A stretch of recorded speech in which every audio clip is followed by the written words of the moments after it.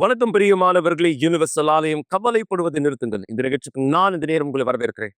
விசுவாசம், தெளிவாக கவனிங்கள். விசுவாசம் செயல்படக்கூடியதா இந்த இடத்துல இருக்கணும்.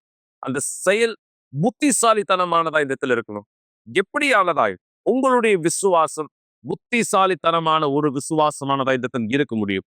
தேவனோடு உங்களுடைய சிந்தனையை இணைக்கும் பொழுதும் என்ன காரியத்தை எப்படியானதா இந்த இடத்துல செய்ய வேண்டும் என்பதை நீங்கள் சிந்தித்து தேவனோடு உடைய படிகளை எடுத்து வைப்பதன் மூலமாக மிக நிச்சயம் புத்தியுள்ள விசுவாசம் எப்படியானது, விசுவாசம் புத்திசாலித்தனத்தோடு எப்படி செயல்படக்கூடியதா இந்த இடத்துல இருக்கிறது. ஒரு சிறு வீடியோ தொடர்ந்து உங்களோட வித்தனால் பேசுவேன்.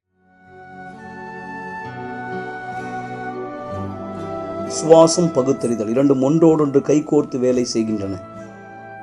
உலகம் நினைக்கலாம் விசுவாசம் பைத்தியக்காரத்தனமானது என்றால் உண்மையிலேயே விசுவாசம் புத்திசாலித்தனமானது. நமக்கு சந்தோஷமாயிருக்க உரிமை உண்டு என்று இது கற்றுக் கொடுக்கிறது. இது பயத்தின் வாழ்க்கையை நாம் புறக்கணிக்கும்படி கற்றுக் கொடுத்து வெற்றியின் வாழ்க்கையை கை கொள்ளும்படி கற்றுக் கொடுக்கிறது. உங்கள் வாழ்க்கையில் எதுவுமே பலன் தராவிட்டால் இதுதான் நேரம். உங்கள் பகுத்தறிதலையும் விசுவாசத்தையும் பயன்படுத்தி உங்களுடைய உள்ளத்தினுடைய விருப்பங்களை எல்லாம் நீங்கள் நிஜமாக்கி கொள்ள வேண்டிய நேரம்.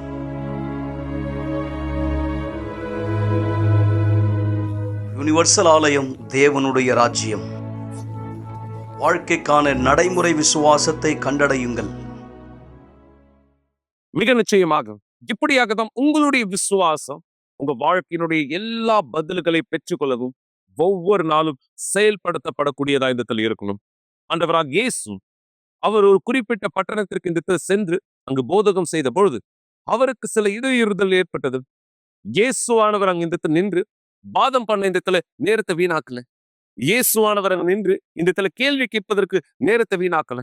இயேசுவானவர் அவ்விடத்திலிருந்து புறப்பட்டு வேறு ஒரு பட்டணத்துக்கு சென்றார். வேறு ஒரு பட்டணத்துல அவருடைய வேலையானதை தொடர்ந்து செய்யும்படியாக. ஏன் இந்த காரியத்தை குறித்து நான் உங்களோட இடத்துல பேசுறேன்? ஏன்னா நீங்க பல இந்த உலகத்துக்குரிய ஞானத்தை உடையவரா இந்த இருக்கிறீர்கள். உங்களுக்கு டிகிரியானது இருக்கும். நீங்க இந்த உங்களுடைய படிப்பிலே மிக சிறந்தவராய், உங்களுடைய ஞானத்திலே மிக சிறந்தவராய், இந்த உலக ரீதியான அறிவு உங்களுக்கு மிக அதிகமானதா இந்த இருக்கலாம். ஆனால் விசுவாசத்திலே தேவனால் இந்த உருவாக்கப்படுகிற ஞானம் உங்களுக்கு இந்த இல்லை என்றால் புரோச்சனமானது என்ன? நீங்க உலகத்தினுடைய ஞானம் படிப்பிலிருந்து உலகத்தினுடைய காரியத்திலிருந்து நீங்கள் பெற்றுக்கொள்வது மிக எளிமையானது. நீங்க அதை பெற்றுக்கொள்றீங்க சரி. ஆனா அந்த ஞானம் உங்களுடைய விசுவாசத்திற்கு எப்படியானதா இந்த இருக்கிறது? ஏன்னா நீங்க இந்த நபருடைய சாட்சியை பார்க்க போறீங்க. ஒரு மருத்துவர், யோசித்து பாருங்க, ஒரு மருத்துவர் எப்படியான தகுதியை உடையவராக இந்த இருப்பார், எப்படியான அறிவை உடையவராக இருப்பார். இன்னொருத்தருடைய சரீரத்திலே சிகிச்சை செய்ய திறன் உடையவர். ஆனா இவருடைய சொந்த வாழ்க்கையை பல பிரச்சனைகள் இந்த கடந்து போகிறவரா இந்த இருந்தார். இன்னொரு வார்த்தையில் இவருக்கு ஞானம் இருந்தது. ஆனா இந்த ஞானம் விசுவாசத்தோடு சேர்ந்து செயல்படக்கூடியதா இந்த இல்லை. இப்படியாதான் பல மக்கள் பிரச்சனைகளை சந்திக்கிறவரா இந்த இருக்காங்க. உங்களுடைய விசுவாசம் புத்திசாலித்தனமானதாய் எப்படியான காரியங்களை செய்ய வேண்டும் என்பதை புரிந்து செயல்படுத்தக்கூடியதா இந்த இருக்கும்போது தேவனுடைய பல பதில்களை நீங்க பெற்றுக்கொள்றீங்க. உதாரணத்துக்கு நான் இயேசு குறித்து சொன்னது போல, ஆண்டவராக இயேசு அவர் இந்த பிரச்சனைகளை ஒரு இடத்துல சந்தித்த பொழுது எந்த இடத்துல இயேசு நின்று சண்டை போட்டிருந்தது உங்களால் பார்க்க முடியாது. இயேசு ஒரு இடத்துல பிரச்சனையை சந்திக்கும் பொழுது அவ்விடம் விட்டு இந்த வேறு ஒரு இடத்துக்கு இந்த போனார். குறிப்பா இயேசு ஒரு மனுஷனின் சொஸ்தமாக்கின பிற்பாடு அவர் இடத்துல சொன்ன, நீ உனக்கு நடந்ததை ஒருவருக்கும் சொல்லாதே. இயேசு ஒரு குறிப்பிட்ட நோக்கத்தோட அதை சொன்ன. ஆனா அந்த மனுஷன் போய் எல்லோருக்கும் தன் குணமாக்கப்பட்டதை அதை கேட்டான். அதன் நிமித்தமாய் இயேசு நகரத்திற்குள்ளாக இனியும் இந்த போதனை செய்ய முடியாது. அவர் வனாந்திரமான இடங்களில் போதனை செய்யும்படியாக பட்டணங்களை விட்டு வெளியே போதகத்தை தொடங்கினார். ஏன் நீ இடத்துல கேள்வியானது கேட்கலாம், ஏன் இயேசு நகரத்துக்குள் இதை செய்யாம பட்டணத்தை விட்டு வெளியில செய்தார், வனாந்திரமான பகுதியில செய்தார்? ஏன்னா அதுதான் அந்த நேரம் செய்ய வேண்டிய சரியான செயலா இந்த இருந்தது. ஏன்னா இயேசுவானவர் செய்த காரியத்தை குறித்து பலர் எதிர்ப்பை இந்த காண்பிக்கக்கூடியவரா இருந்தாங்க. இயேசுவை இந்த கொள்வதற்கு கூட பல மக்கள் இந்த தேடுகிறவரா இருந்தாங்க. சரியா? ஆனா இயேசு என்ன செய்தார்? அந்த மக்களோட போய் பிரச்சனை உருவாக்கல.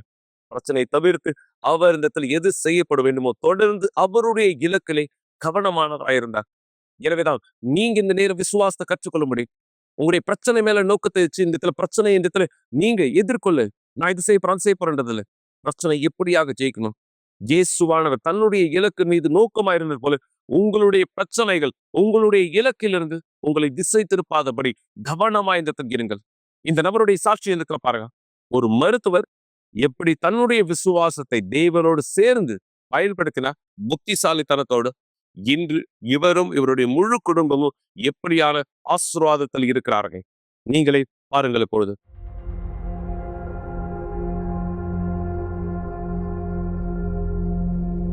என்னுடைய வாழ்க்கையில் ரொம்ப காலமாகவே இந்த மன அழுத்தமானது இருந்தது. நான் சின்ன வயசாக இருக்கும்போதே என்னுடைய பெற்றோருடைய திருமண வாழ்க்கையில் பிரச்சனையானதை நான் பார்க்க ஆரம்பித்தேன். நான் ரொம்ப சின்ன வயசாக இருக்கும்போதே அவங்க விவாகரத்து வாங்கிட்டாங்க. எங்கள் அப்பா மேலே நான் வெறுப்பை வளர்த்துக்கிட்டேன். நேரம் போக போக அது அதிகரிச்சுட்டே போச்சு. அதுலேருந்து தப்பிக்கிறதுக்காக என்னுடைய முழு கவனத்தை படிப்பில் செலுத்திட்டேன். எனக்குள்ளாக இருக்கிற அந்த வெறுமையை போக்குறதுக்காக நான் அதிகமாக படிக்க ஆரம்பித்தேன். மருத்துவத்துறையில் நான் பட்டப்படிப்பு முடிச்சிட்டேன்.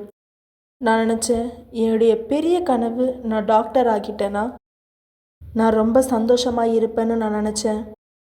ஆனால் நான் பார்த்தேன் அது நடக்கலை. அதுக்கப்புறம் நான் நினச்சேன் நான் திருமணம் பண்ணிக்கணும்னு. ஆனால் அது கூட அந்த வெறுமையை நிரப்பலை. நான் நினச்சேன் ஏன்னா எனக்கு குழந்தை வேணும்னு நான் நினச்சேன். எனக்குள்ளே ஏதோ தவறப்பட்டிருக்குன்னு எல்லா முயற்சியும் எடுத்தேன் அதை நிரப்புறதுக்காக. சந்தோஷத்தை தேடணுன்ற என்னுடைய கதையில் நான் எப்போவுமே தேடிட்டே இருந்தேன். அதுக்கப்புறம் நான் கர்ப்பம் தரித்தேன். குடும்பம் இருந்துச்சுன்னா நான் சந்தோஷமாக இருப்பேன்னு நினச்சேன். என்னுடைய மகன் பிறந்தான். எப்போ என்னுடைய மகன் பிறந்தானோ அப்போவே என்னுடைய கனவுகள், நான் எதை சாதிச்சா சந்தோஷம் அடைவேன்னு நான் நினச்சேனோ அது எல்லாமே தடைப்பட்டுடுச்சு. நான் உணர்ந்தேன் நான் சந்தோஷத்தை கண்டுபிடிக்கலன்னு. என்னுடைய வாழ்க்கையில் சில அறிகுறிகளை நான் பார்க்க ஆரம்பித்தேன். முன்பு இல்லாத அறிகுறிகளை நான் பார்க்க ஆரம்பித்தேன். எப்படிப்பட்ட அறிகுறினா, மன அழுத்தம். சில நேரத்தில் நான் நல்லா இருப்பேன், திடீர்னு நான் பதட்டம் அடைவேன். ஏதோ ஒன்று இறுக்கி பிடிக்கிறது போல் நான் உணர்வேன். ஏதோ ஒன்று நடக்க போகுது, நான் இறந்துடுவேன் அப்படின்னு நினச்சேன். அது என்னை பயமுறுத்த ஆரம்பிச்சுது. நான் அதிர்ச்சினால் தாக்கப்பட்டேன், பதட்டத்தால் தாக்கப்பட்டேன். எனக்கு இரவில் தூக்கம் வராது. நான் யாருக்கிட்டேயுமே சொல்லலை எனக்குள்ளே என்ன நடக்குதுன்னு. ஏன்னா என்னுடைய வாழ்க்கையை நான் வெளிப்படுத்த நான் வைக்கப்பட்டேன். ஏன்னா எப்போவுமே நான் ஒரு போருக்குரிய பெண்ணாக, பலனுள்ள பெண்ணாக தான் நான் இருப்பேன். பெரும்பாலும் மக்கள் வந்து நியாயம் தீர்ப்பாங்க. யார் மன அழுத்தத்தில் இருக்காங்களோ அவங்க பலவீனமானவங்கன்னு சொல்லுவாங்க. அதே மாதிரி என்ன நான் நினச்சேன். ஆனால் நான் பார்க்க தொடங்கினேன், இது எப்படின்னா என்னுடைய சக்திக்கு மீறினதாக இருக்குது. எது என்னுடைய கட்டுப்பாடில் இருக்குதோ அதை தாண்டினதாக இருக்குது. ஒரு நாள் காலையில் என்னுடைய மகனோட நான் வெளியில் வாக்கிங்காக போனேன். அப்போ என்னுடைய குழந்தைக்கு 6 மாதம்தான் ஆச்சு. அவன் என்னுடைய கார் பின்னாடி சீட்டில் உக்காந்துட்டு இருந்தான். அந்த தருணத்தில் நான் உணர்ந்தேன், நான் ரொம்ப வேகமாக போனேன். ட்ரக்கு அடியில் அவ்வளோ வேகத்தில் நான் போனேன். ஏதோ ஒன்று என்னுடைய காலை தள்ளி ஆக்சிலேட்டரை மிதிக்க வைக்கிற மாதிரி பண்ணுச்சு. எப்போவுமே என்னுடைய சகோதரியும் என்னுடைய சகோதரனும் எனக்காக ஜெபிச்சுட்டு இருப்பாங்க. அவங்களுடைய ஜெபந்தான் என்னை காப்பாற்றுச்சுன்னு நான் உறுதியாக இருந்தேன். நான் கண்டுபிடிச்சேன் எனக்கு ஒரு வியாதியானது இருக்குன்னு. ஆனால் அது சரீரபூர்வமான வியாதி இல்லை, மன ரீதியான பிரச்சனையாக இருந்துச்சு. என்னுடைய ஆத்மாவில் வியாதியாக இருந்தது. நான் உணர்ந்தது மருத்துவத்தால் குணப்படுத்த முடியாதுன்னு எனக்கு தெரியும்.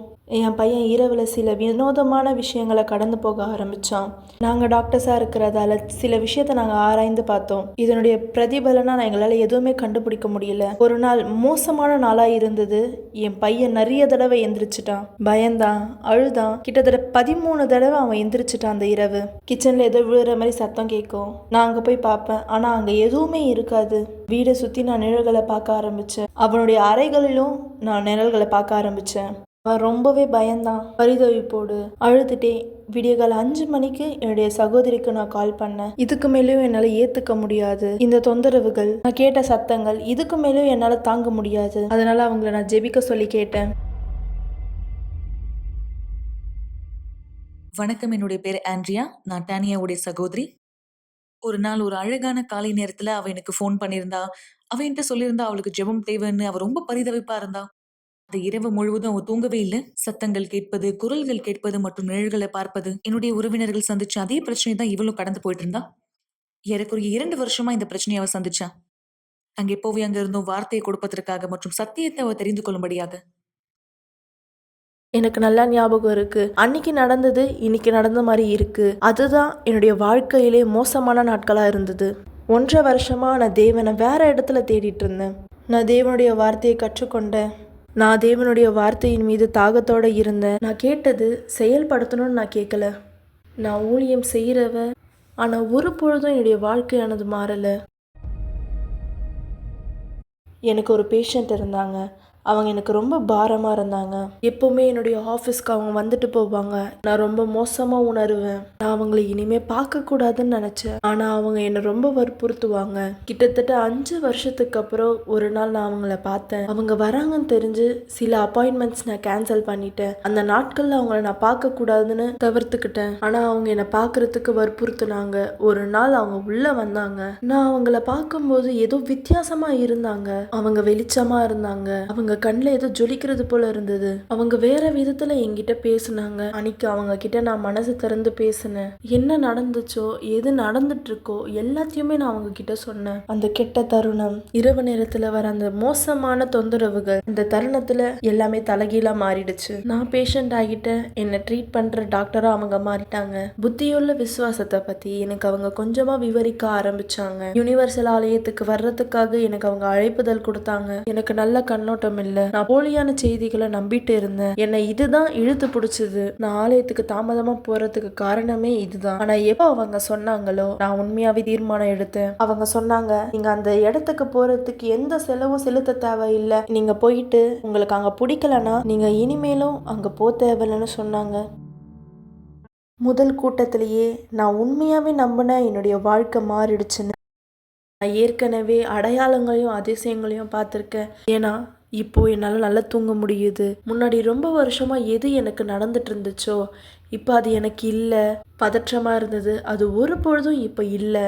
இனிமேலும் அந்த வேதனையா நான் உணரல. ஆலயத்துக்கு போக போக நான் உண்மையாவே புரிஞ்சுக்கிட்டேன். போதகர் எனக்கு விவரிச்சாரு, எனக்கு பரிசுத்த ஆவி வேணும்னு. ஏன்னா நான் முடிவுகளை அடைஞ்சிட்டேன். ஆனால் முழுமையான சந்தோஷத்தை நான் இன்னும் பெறலை. நான் பரிசுத்த ஆவியானவரை பெற்றுக்கொள்ளலைனா, நான் ஏற்கனவே இன்னொரு ஆலயத்தில் தண்ணீர் ஞானஸ்தானம் நான் எடுத்திருக்கேன். ஆனால் என்னுடைய பழைய வாழ்க்கையை நான் புதைக்கலை. நான் யுனிவர்சல் ஆலயத்தில் 1 முறை, 2 முறை, 3 முறை, 4 முறை, 5 முறை நான் ஆலயத்தில் 7 தடவை வெறும் குழியல் மட்டுமே எடுத்தேன். எப்போ அந்த நாளானது வந்ததோ, தேவனுடைய வார்த்தை எப்போ எனக்குள்ளாக வந்ததோ, நான் உண்மையாகவே தீர்மானம் எடுத்தேன். முழுமையான அர்ப்பணிப்பும் என்கிட்ட இருந்த எல்லாமே நான் எடுத்துட்டேன். உணர்வுகள், காயங்கள், அந்த கெட்ட எண்ணங்கள், நான் எப்போ பீடத்துக்கு முன்பாக தேவன்கிட்ட போனேனோ அந்த பழைய டானியாவை நான் பின்னாடியே கைவிட்டுட்டேன். அந்த பழைய சிருஷ்டியை நான் ஏற்கனவே கொண்டுட்டேன் தண்ணீர் ஞானஸ்தானத்தை எடுக்கும்போது. ஆனால் நான் பரிசுத்த ஆவியானவரை பெற்றுக்கொள்ளலை. என்னுடைய பொருத்தனையை நான் முழுமையடைகிற நாளாக இருந்துச்சு. நான் கீழே இறங்கி வரும்போது என்னால் உறுதியாக சொல்ல முடியும், என் கூட தேவன் இருந்தாருன்னு. என்னுடைய தியாகத்தை தேவன் அங்கீகரிச்சாரு. அதுதான் மாபெரும் சந்தோஷமா என்னுடைய வாழ்க்கையில இருந்துச்சு. குழந்தை பிறக்கிறது, திருமணம், வேலை, பண வாழ்க்கையில வெற்றி, இந்த உலகத்துல எதுவுமே பரிசுத்த ஆவியானவர் செய்யறத செய்ய முடியாது. அந்த வெறுமையை அவரால் மட்டும்தான் எடுக்க முடியும். அது ஒரு அற்புதமானது. எதை ரொம்ப காலமாக சரிப்படுத்தணும்னு நினச்சானோ, எப்போ நான் பரிசுத்த ஆவியானவரை பெற்றுக்கொண்டேனோ அந்த நாள் நான் கண்டடைஞ்சேன்.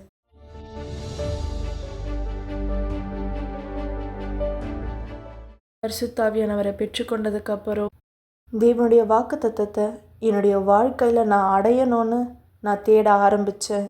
ஏன்னா எது முக்கியமாக இருக்கோ அது ஏற்கனவே நான் பெற்றுக்கொண்டேன். என்னுடைய வேலையையும் நான் அதிகமாக முதலீடு செய்ய ஆரம்பித்தேன்.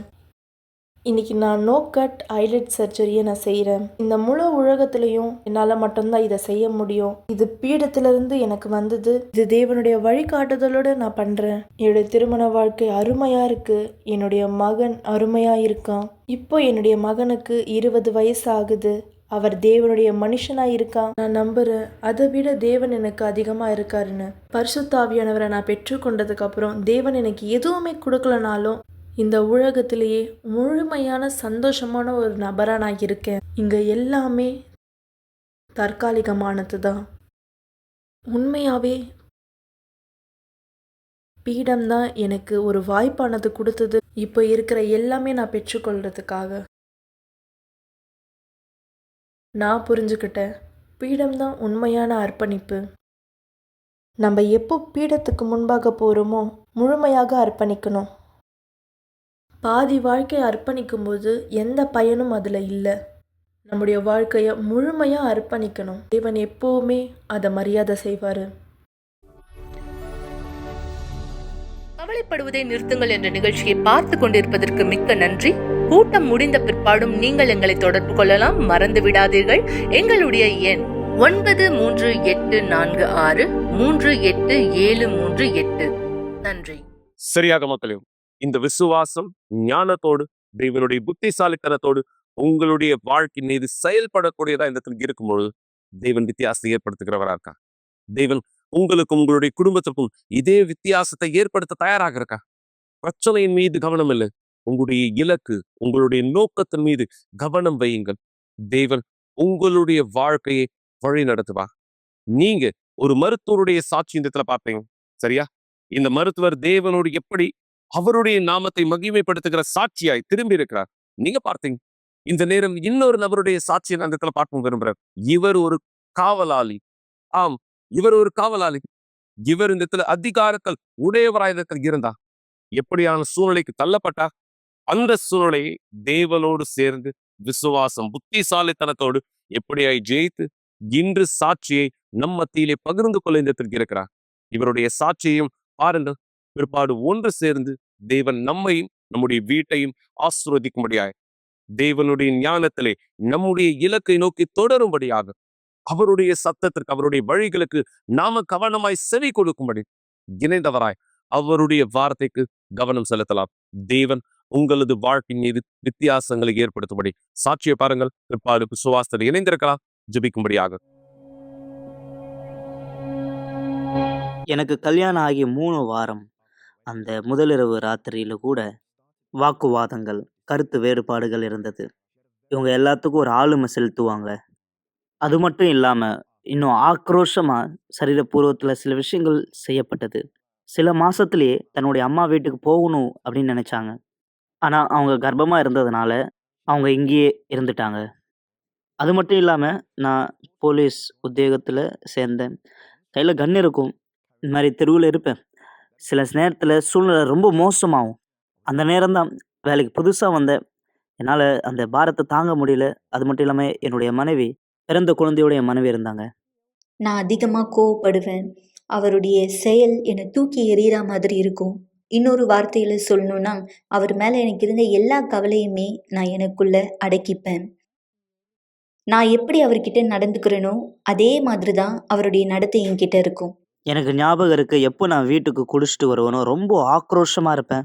நிறைய வாக்குவாதங்கள் நடக்கும். வீட்டில் வரும்போது நிறைய விதமான பிரச்சனைகள், வீட்டில் இருக்கக்கூடிய பொருளை போட்டு உடைக்கிறது. இந்த வாக்குவாதங்களில் ஒரு தடவை நான் என் பையனை வச்சுட்டு இருக்கும்போது அவர் துப்பாக்கியானதை எடுத்தார். அந்த நேரம் நான் என்னுடைய ரூமில் என் பெட்டில் என் பையனை வச்சுட்டு இருந்தேன். நான் அந்த துப்பாக்கியை பார்க்கும்போது உண்மையாக நான் பயத்தோடு இருந்தேன். அவர் அந்த துப்பாக்கி என்னுடைய வாயில் வச்சு அவர் சொன்னார், உன்னை நான் சுட போகிறேன்.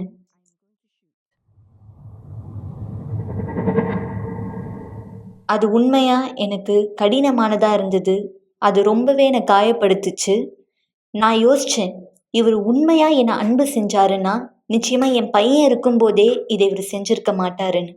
நான் கல்யாணம் ஆகாத நபராக வாழணும்னு நினச்சேன். முன்னாடி இருந்தது போல் பெண்களை தேடி போகிறது, அதாவது நான் வேலைக்கு போகல ஆனால் வேலைக்கு போகிறேன்னு சொல்கிற மாதிரி, மற்ற இடத்துக்கு போகிறது, பார்ட்டிக்கு, இந்த மாதிரி ஒவ்வொரு இடத்துக்கு போகிறது, ரொம்ப மோசமாக நடந்துக்கிட்டேன். ஒரு நாள் வர வரையும், அதாவது இங்கே இருக்கிற மாதிரி இதில் ஃபோட்டோவில் பார்க்குற மாதிரி, அந்த நேரத்தில் நான் ஒரு ஸ்லம் ஏரியாவில் இருந்தேன். மைனராக இருக்கக்கூடிய ஒருத்தரை அரெஸ்ட் பண்ண போயிருந்தேன். அப்போது அவர் சொல்லியிருந்தார், நாங்கள் அவரை அடித்தோன்ட்டு இந்த மாதிரி சம்பவங்கள் நடக்கும்போது கம்ப்ளைண்ட் எடுத்துப்பாங்க அப்படின்னு சொல்லப்பட்டது. அப்போது நான் என்னுடைய சக தொழிலாளர் மத்தியிலேருந்து ஒரு ஃபோன் கால் எனக்கு வந்தது. அவர் சொன்னார், பார் எல்லாமே முடிஞ்சிச்சு இப்போ, நீ என்ன சொல்கிற அப்படின்னு நான் கேட்டேன். அப்போ அவர் சொன்னார், தெரியும்ல நம்ம சட்டத்துக்கு பொறுப்பாக இருக்கணும்னு சொல்லி. நான் சொன்னேன், ஆமாம், ஆனால் இது எல்லாமே தலைகீழ மாறிச்சு அப்படின்னு அவர் சொன்னார். இன்னும் சொல்லப்போனால் வேலையானது கூட போகலாம் அப்படின்னாரு. அப்போ கூட நான் சொல்லியிருந்தேன் அப்படின்னாரு, இனிமேல் நீ சொல்லியும் பிரயோஜனம் இல்லை அப்படின்னு சொன்னாங்க. அப்போது நான் கைது பண்ண போகிறாங்க அப்படின்னு சொல்ல உடனே எனக்கு அப்படியே ஒரு ஆச்சரியமாக இருந்தது. நான் போலீஸ் உத்தியோகத்தில் 10 வருஷம் 8 மாதம் இருந்தேன் நான். அந்த நாள் என்னுடைய வாழ்க்கையில் மிக மோசமான நாளாக இருந்தது. அப்போ நான் அங்கேருந்து குழப்பமான ஒரு மனுஷனாக தான் நான் வேலையிலிருந்து வந்தேன். அப்ப என் கன்னு கையில இருந்தது. என் டேபிள் மேல வச்சு, என் கன்ன அதாவது அந்த மேசையில வச்சு நான் கன்ன அப்படியே பார்த்துக்கிட்டே இருந்தேன். கைவிட்டு போகுதே அப்படின்ட்டு. எப்போ என் கன்ன நான் எடுத்தேனோ, அது மட்டும் இல்லாம என்னுடைய அப்பாவுக்கு நான் ஃபோன் பண்ணேன். என்னுடைய அப்பா வந்து யுனிவர்சல் சர்ச்சுடைய பிஷப். அவர் எனக்கு ஒரு யோசனையானது குடுத்தார். ஆனா நான் ஒருபோதும் அவர் வார்த்தை கேட்டது கிடையாது. சொல்லப்போனா, நான் எனக்கே முதலாளியா இருக்கணும்னு நெனச்சேன். பாஸா. அப்பத்துலருந்து அப்படிதான் இருந்தேன். அப்ப கன்னு கையில இருக்கும்போது, "உன்கிட்ட ஒரு விஷயம் சொல்றோம். உங்க அப்பா வீடியோ கால்ல இங்க இருக்காரு. நீங்க பேசலாமா அவர்கிட்ட?" "ஹலோ அப்பா. ஹாய், எப்படி இருக்க? இப்ப எல்லாமே நல்லபடியா நடக்குதா? இப்ப எல்லாமே நல்லா இருக்குப்பா." நீ கடந்து போன அந்த கஷ்டங்கள் எப்படி இருந்தது? அந்த நேரம் அவர் சொன்ன வார்த்தை நான் நினைவு கூர்ந்தேன். எனக்கு ஞாபகம் இருக்கு. அதாவது நான் சொன்ன அந்த வார்த்தை, தேவனுடைய வார்த்தை சொன்னேன். அன்னைக்கு அழுதுகிட்டே இருந்தார் அவரு. இன்னைக்கு நான் இந்த இடத்துல இருக்கேன். அதாவது சொல்றதுக்காக உண்மையாவே எதை கடந்து போனாரோ, தேவன் நியாயம் செய்வார் என்பதை நம்பு. தேவன் நீதி உள்ளவர். இப்போ நீ என்ன பண்ணணும் தெரியுமா? நம்பணும். தேவனை நம்பணும். ஏன்னா எல்லா நேரமும் நீ பார்க்குற நாங்கள் தேவனை நம்பி இருக்கிறோன்ட்டு. தேவன் ஒருபோதும் எங்களை கைவிட்டதில்லை. என்னுடைய அப்பா எல்லா நேரமும் தேவன தான் காட்டுவாரு. அது மட்டும் இல்லாம அவருக்கு தெரியும் நான் அதிகமா கோவப்படுவேன். கட்டுப்பாடோட இருக்க மாட்டேன்ட்டு. இன்னும் சொல்லப்போனா, என்னுடைய கல்யாணத்துக்கு என்னுடைய அப்பாவ நான் கூப்பிடவே இல்ல. அந்த அளவுக்கு அவர் இல்லாம என் கல்யாணத்த நான் நடத்துவேன் அப்படின்ற ஒரு தைரியம். எனக்கு தற்கொலை எண்ணமானது வரும். என்னுடைய அப்பாவுடைய வார்த்தையால, அந்த எண்ணத்திலிருந்து நான் விடுதலை பெற்றுக்கொண்டேன். அந்த வார்த்தை என்னுடைய உட்புறத்தில நான் கொண்டு போனேன். ஜீவனா வாழணுன்ட்டு. அந்த சமயத்தில தான் எனக்கு அரெஸ்ட் வாரண்ட் வந்தது. என்ன ஜெயிலுக்கு கொண்டு போனாங்க. நான் ஜெயிலுக்குள்ள இருக்கும்போது தான், மெய்யான மனம் திரும்புதல் எனக்கு கிடைச்சது. நான் எதுக்கெல்லாம் சண்டை போட்டேனோ, அந்த நேரம் தேவனிடத்துல நான் கேட்டேன். முழங்காலிட்டு நான் ஜெபிச்ச அந்த ஜெபத்த என்னால மறக்கவே முடியாது. அப்போ நான் ஜெபிச்சேன், "ஆண்டவரே என்னுடைய அப்பா 30 வருஷத்துக்கு மேல உனக்கு ஊழியம் பண்றாரு. எனக்கு இன்னொரு வாய்ப்பு குடுங்க. நான் எல்லாத்தையும் நான் மாத்திக்கிறேன்." அப்ப நான் புரிஞ்சுகிட்டேன், நேர்மையான மனுஷனா மாறணும்னா, உண்மையான மனம் திரும்புதல் எனக்கு வேண்டியதா இருந்தது.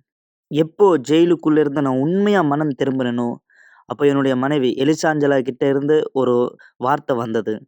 அப்போ நான் சொன்ன எல்லாத்தையும் எல்லாத்தையும் அவங்ககிட்ட இருக்கிற முழுமையும் நான் அர்ப்பணிச்சேன். நான் உண்மையா மாறணுன்ட்டு. அப்போ எனக்குள்ள இருந்த ஒரு பாரம் என்னை விட்டு நீங்கியது. எது என்னுடைய முதுகின் மீது, தோள் மீது இருந்ததோ, அது நீங்கியது.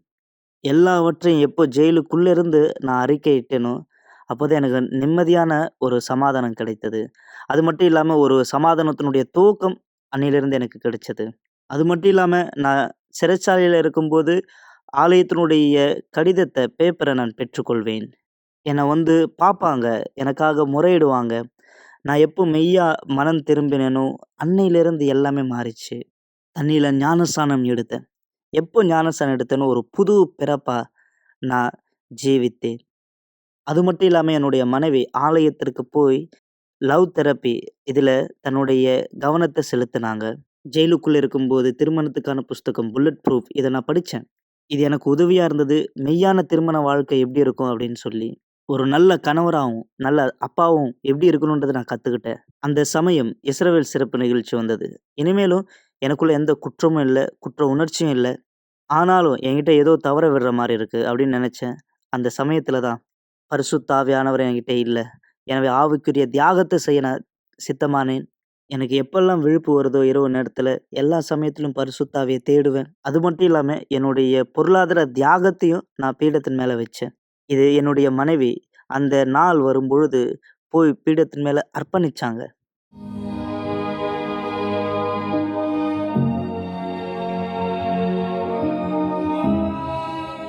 விசிட்டிங் டே அந்த நாள் வரும்போது நான் ரேடியோவை ஆன் பண்ணி மொத்தமா அதாவது அந்த கூட்டத்த வழிபாட்டுல நான் கலந்துக்கிட்டேன். பிஷப் மசீதுவுடைய கூட்டத்த முழுசா நான் கேட்டேன். பரிசுத்த ஆவி வேணும்னு கேட்டேன். பிஷப் மசீது மீட்டிங்ல சொல்லியிருந்தார். "நீ இப்ப எங்க இருந்தாலும் சரி பரவால்ல. அந்த நேரம் தேவன் எங்க இருந்தாலும் உன்னை வந்து தொடுவார், வருவார்." அப்போதான் நான் தீர்மானிச்சேன் ரேடியோல கேட்டுக்கிட்டு ஜெயிலுக்குள்ள இருந்து நான் பிரேயர் பண்ணேன். அந்த அளவுக்கு ஆழமா தேவனிடத்துல முறையிட்டேன் அவருடைய ஆவி பெறணுன்ட்டு. ஒரு தருணத்துல எனக்குள்ளாக அந்த அளவுக்கு கட்டுப்படுத்த முடியாத ஒரு சந்தோஷம், கண்ணீர், ஆனந்தம். அந்த சந்தோஷத்த விலைக்கு சொல்ல முடியாத ஒரு மாபெரும் சந்தோஷம். இது ஒரு என்னுடைய வாழ்க்கையில நான் அத அடைஞ்சதே இல்ல. அந்த சந்தோஷம் விலைக்கு சொல்ல முடியல. தேவன் எனக்குள்ள இருக்கிறாருன்றத, அத எப்படி சொல்றது? அதாவது பரிசுத்த ஆவி எனக்குள்ளாக வந்தார். நான் பெற்றுக்கொண்டேன். அந்த நாள் விசிட்டிங் நாள் நான் வந்து என்னுடைய மனைவி வந்து பாப்பா எத பத்தியும் நான் கவலைப்படல. நான் அங்க உள்ள இருந்து நான் வந்து தேட ஆரம்பிச்சேன். 17வது செப்டம்பர் 2017ல எனக்கு இந்த அபிஷேகமானது கிடைச்சது. அது மட்டும் இல்லாம ஜெயில்ல இருந்து அக்டோபர் 4ஆம் தேதி 2017 நான் ரிலீஸ் ஆனேன்.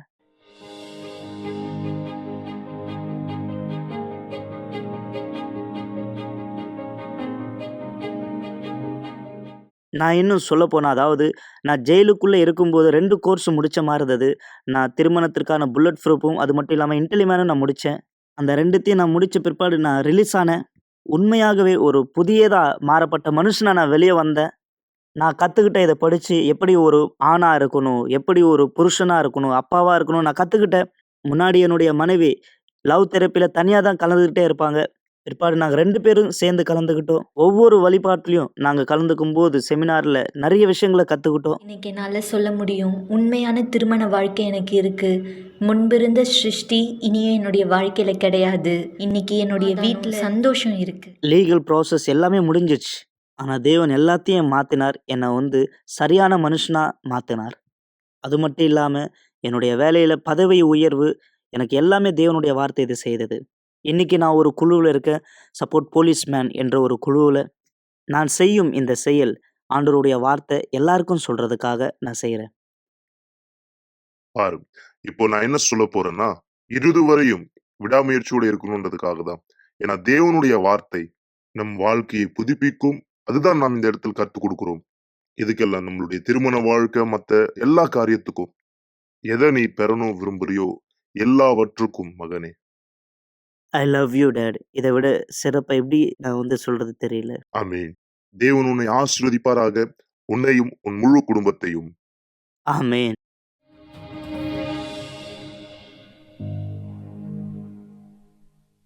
கவலைப்படுவதை நிறுத்துங்கள் என்ற நிகழ்ச்சியை பார்த்து கொண்டிருப்பதற்கு மிக்க நன்றி.